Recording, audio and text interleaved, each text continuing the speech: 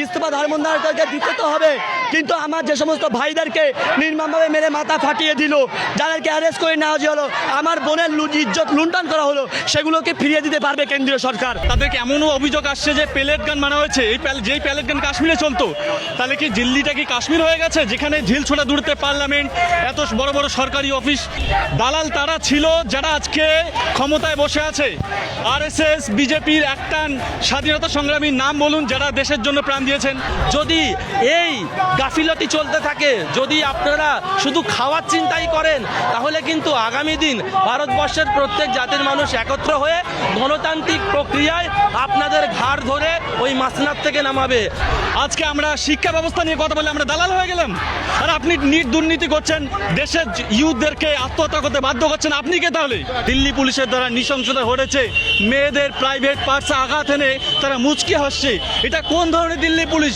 এরা দিল্লি পুলিশ নাকি আরএসএস বিজেপির পোষিত গুন্ডা? যেই বিজেপি সরকার বলেছিল বেটি বাঁচাও বেটি পড়াও, আজকে দেখতে পেলাম দিল্লির যন্তর মন্তরে এই ভারতবর্ষের মহিলাদের ওপরে হাত দেওয়া হচ্ছে, মহিলাদের কাপড় ছিঁড়ে ফেলা হচ্ছে, মহিলাদের বক্ষে হাত দেওয়া হচ্ছে। নিট প্রশ্নফাঁস কাণ্ডে এখনো পর্যন্ত অধরা সমাধান সূত্র।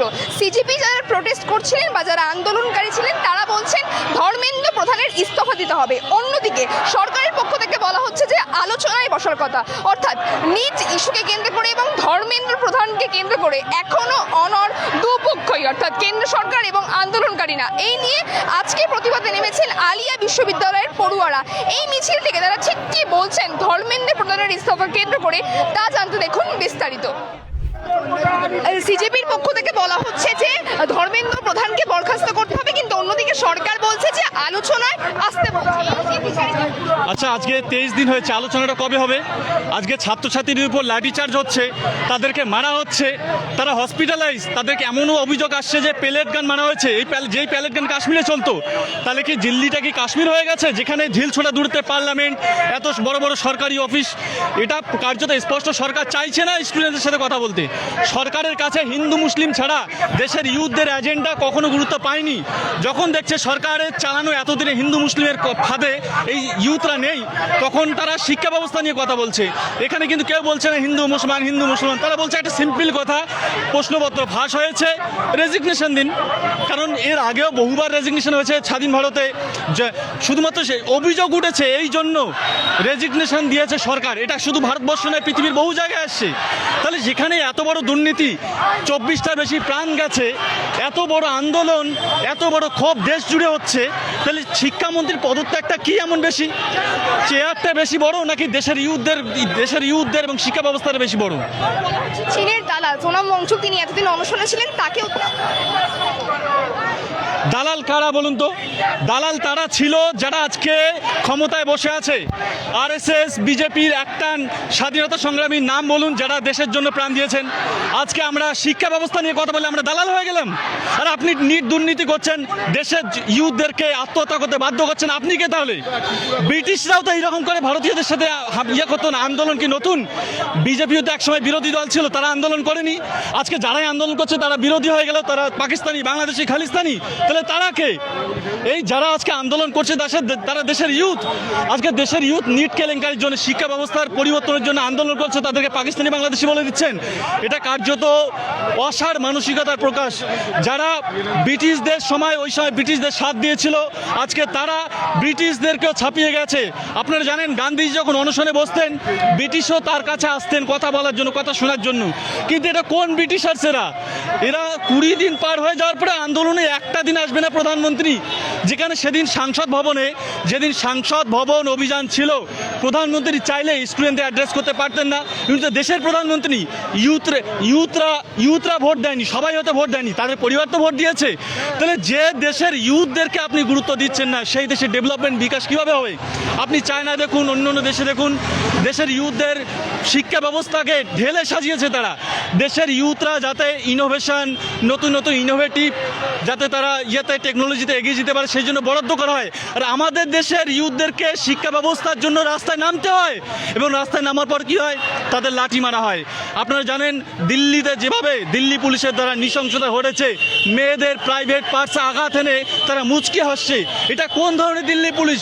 এরা দিল্লি পুলিশ নাকি আরএসএস বিজেপির পোষিত গুন্ডা, যেখানে দেশের ভবিষ্যৎ বয়ে অনেকের ভোটার হয়নি, তারা এখনো ভোটার্স হয়নি, তারা নিজের ভবিষ্যৎ নিশ্চিতকরণের জন্য আন্দোলনে গেছে। এটা অপরাধ। এই সরকার ক্ষমতার শেষ প্রান্তে এসে পৌঁছে গেছে। তারা ভাবছে যে তারা আন্দোলনকে দমিয়ে রাখবে ভয় দেখিয়ে, কিন্তু তারা মনে করেছে, তারা বুঝতে পেরেছে এই সরকার আর বেশি দিন থাকবে না। এই রকম স্বৈরাচারী মনোভাব নিয়ে বেশি দিন থাকা যায় না ভারতবর্ষে। ভারতবর্ষের ইতিহাস বলছে যখন অত্যাচারের লাগামহীন হয়েছে, লাগাম ছাড়া অত্যাচারের ফলে কিন্তু মানুষ আর ভয় পায় না, মানুষের ভয় খতম হয়ে গেছে। ছাত্র যুবকরা আবারও জেগেছে। আপনারা জানেন দেশ স্বাধীনতার সময় যেমন শহীদ ভগৎ সিং একজন যুবক ছিলেন, ক্ষুদিরাম বসু আশফাকুল্লাহ একজন যুবক ছিলেন, আজকেও কিন্তু সেই যুবকরাই কিন্তু জেগে গেছে। এদের মধ্যে শহীদ আশফাকুল্লাহ ভগৎ সিং আছে। তাই যদি মনে করে যে জেনজিরা ভয় পায় না, জেনজিরা যেই দেশে জেগেছে সেই দেশে বিপ্লব ঘটেছে। কারণ এই দেশের যারা মূল, আপনারা জানেন দেশের 65% হচ্ছে ইউথ, যারা দেশের প্রাইমারি রিসোর্স। সেই ইউথদেরকে যদি এভাবে অবহেলা করা হয়, সেই ইউথরা জবাব দেবে, যার জবাব কিন্তু অলরেডি পাচ্ছে তারা। তারা ভেবেছিল দুদিন হয়তো আন্দোলন হয়ে শেষ হয়ে যাবে, কিন্তু দিল্লি প্রমাণ করে দিল এই আন্দোলন দুদিনের নয়, এবং এই আন্দোলন একদিনের ক্ষোভ নয়, বহুদিনের ক্ষোভ শিক্ষা ব্যবস্থার প্রতি দুর্নীতির বিরুদ্ধে। इस्तीफा तो धर्मेंद्र प्रधान को देना ही पड़ेगा। इस्तीफा धर्मेंद्र करके दिते तो হবে, কিন্তু আমার যে সমস্ত ভাইদেরকে নির্মমভাবে মেরে মাথা ফাটিয়ে দিল, যাদেরকে অ্যারেস্ট করে নেওয়া হলো, আমার বোনের ইজ্জত লুণ্ঠন করা হলো, সেগুলোকে ফিরিয়ে দিতে পারবে কেন্দ্রীয় সরকার।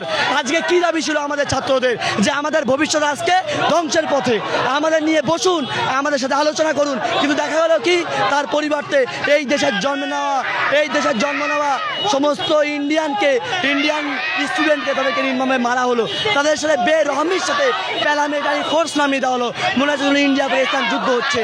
मैं बोलना चाहता हूँ आपके जरिए से, हम पाकिस्तानी नहीं है, हम बांग्लादेशी नहीं है, हम खालिस्तान नहीं है। We are Indian, we are people of India, we are citizens of India. हम किसी माई के लाल से नहीं डरते।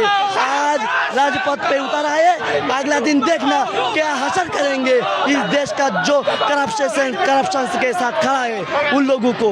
আমরা এখান থেকে দমে যাব না। আজকে টেলার, আগামী দিন এর থেকে আরো তীব্র প্রতিবাদ আমরা করব, আরো তীব্র ভয়ঙ্কর প্রতিবাদ পুরো দেশ মিলে গড়ে তুলব। নরেন্দ্র মোদীকে জবাব দিতেই হবে, কোনো পথ নেই। আর ধর্মেন্দ্র প্রধানকে ইস্তফা দিতে হবে। আর যে সমস্ত ছাত্রছাত্রীরা সুসাইড করেছে তাদেরকে 1 কোটি টাকা ক্ষতিপূরণ দিতে হবে। আমরা কোনোভাবেই দমে যাব না। ছাত্র সমাজ মানে একটা দেহেই যেমন আঘাত হয়েছে, আজ পুরো পশ্চিম বাংলা জ্বলবে, আগামী দিন পুরো ভারতবর্ষ জ্বলবে। আমরা দমে যাওয়ার জন্য আসিনি। हम जीतेंगे, हम संघर्ष करेंगे, हम राजपथ से नहीं जाएंगे, ये याद रखना। যারা পড়াশোনা করেছে এবং আগামী দিন যাদের সায়েন্টিস্ট, যাদের ডাক্তার হওয়ার কথা, তাদের স্বপ্নকে যারা ধ্বংস করছে, যাদের স্বপ্নকে যারা বিক্রি করে দিচ্ছে টাকার বিনিময়ে, তাদের বিরুদ্ধে আজকের আন্দোলনে আমরা নেমেছি। শুধু আমরা নয়, এই আন্দোলন শুধু পশ্চিমবাংলায় নয়, ভারতবর্ষের প্রত্যেকটা রাজ্যে হাজার হাজার লাখো লাখো যুবকরা, আম মানুষ যারা কোনো রাজনৈতিক দলের সঙ্গে যুক্ত নয়, তারাও আজকের রাস্তায় নেমেছে, প্রতিবাদ করছে, যাতে এই দালাল, এই চিটিংবাজ, এই ঘুষখোর ধর্মেন্দ্র প্রধান পদত্যাগ করে। আর আমরা বিজেপি সরকারকে বলতে চাই, আপনাদের আসার পরে যেমন করে আমরা সাম্প্রদায়িকতা বাড়া দেখেছি, ঠিক তদ্রূপ আমরা দেখছি যত রকম নেট পেপার থেকে শুরু করে প্রত্যেকটা এডুকেশনাল সিস্টেমই আপনারা ফুটো করে দিচ্ছেন। আমরা আজকে দেখতে পাই একটা বাচ্চার ডাইপার লিক হওয়ার থেকে বেশি রাজ্য বিজেপি সরকারের আমলে হচ্ছে নেট পেপার থেকে শুরু করে প্রত্যেকটা বিষয় লিক হয়ে যাচ্ছে। তাই আমরা ধিক্কার জানাই। আমরা সোজা কথায় স্পষ্টভাবে বলে দিতে চাই, যদি এই গাফিলতি চলতে থাকে, যদি আপনারা শুধু খাওয়ার চিন্তাই করেন, তাহলে কিন্তু আগামী দিন ভারতবর্ষের প্রত্যেক জাতির মানুষ একত্র হয়ে গণতান্ত্রিক প্রক্রিয়ায় আপনাদের ঘাড় ধরে ওই মাসনাদ থেকে নামাবে। হবে। আর ছাত্ররা যতবার যখনই রাস্তায় নেমেছে ততবারই কিন্তু ইতিহাস লেখা হয়েছে। তাই যদি আপনারা এডুকেশনাল সিস্টেম থেকে শুরু করে প্রত্যেকটা সিস্টেম ঠিক না করতে পারেন তাহলে কিন্তু ইতিহাস আবারও লেখা হবে। তাই আমরা কড়া ভাষায় বলে দিই, শুধু ধর্মেন্দ্র প্রধান এখন নয়, বিজেপির যত বড় বড় মিনিস্টার আছে, যে যেই দায়িত্বে আছে, সব জায়গায় গাফিলতি হচ্ছে, সব জায়গায় তোলাবাজি হচ্ছে, সব জায়গায় চুরি হচ্ছে। আর তার থেকে বড় লজ্জা, যেই বিজেপি সরকার বলেছিল বেটি বাঁচাও বেটি পড়াও, আজকে দেখতে পেলাম দিল্লির যন্তর মন্তরে এই ভারতবর্ষের মহিলাদের ওপরে হাত দেওয়া হচ্ছে, মহিলাদের কাপড় ছিঁড়ে ফেলা হচ্ছে, মহিলাদের বক্ষে হাত দেওয়া হচ্ছে। আমি ওই সকল দিল্লি পুলিশ, ওই সকল বিজেপির দালালদের বলতে চাই যে আপনারা মহিলাদের যেই বক্ষে হাত দিচ্ছেন ওই বক্ষে মাথা রেখে কিন্তু ছোটবেলায় আপনি শুতেন। তাই আপনি যাই নোংরা আচরণ করছেন মহিলার সঙ্গে, ওটা শুধু একটা মহিলা নয়, ওটা আপনার ঘরের মা এবং বোনের ওপর হাত দেওয়ার সমতুল্য। তাই আপনাদের প্রতি আমরা ধিক্কার জানাই। যদি এমনভাবে ছাত্রদের ওপর চড়াও হয়, এমনভাবে মহিলাদের ওপর চড়াও হয়, তাহলে আগামী দিনে বিজেপি সরকারের কোনো চিহ্নই থাকবে না। আর সেই চিহ্ন মুছে দেবে ভারতবর্ষের যুবকরা, ভারতবর্ষের ছাত্র সমাজরা। সরকার যখন ন্যায় দিতে পারছে না, যখন সংবিধানকে প্রাধান্য দিতে পারছে না, সেখানে স্টুডেন্টদেরকে ধোয়া মনে হচ্ছে। কিন্তু আমি সরকারকে স্মরণ করিয়ে দিতে চাই, এটা বাংলাদেশ নয়, এটা পাকিস্তান নয়, এটা ভারতবর্ষ।